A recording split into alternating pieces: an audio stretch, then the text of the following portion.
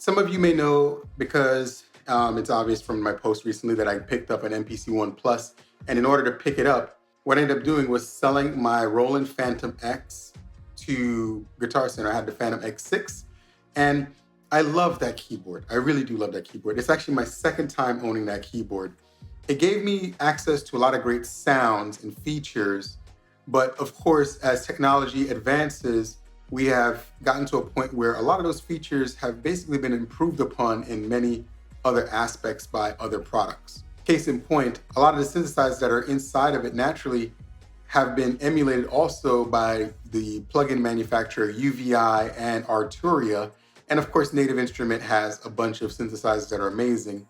In many of those cases, those synthesizers have improved upon the technology. One of the greatest things about having access to the amount of computing power we have these days, their ability to do something different with the same architecture.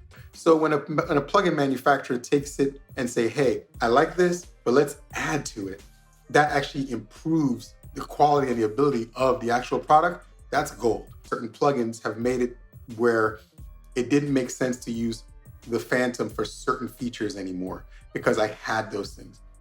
Consequently, it's the same scenario with me and the MPCs. The MPC can now be a synthesizer, which is amazing. So a lot of the stuff that was in the Fantom sound-wise, sonically, I don't need. And the MPC, for me personally, always had the more superior sequencer.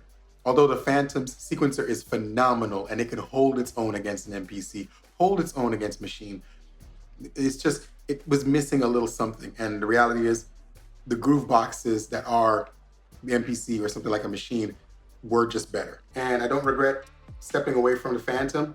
Also, it goes back to what I talk about where I say, if you have stuff and you're really not using it, you have to make that decision. Are you collecting it, or do you think that this is something you just don't need?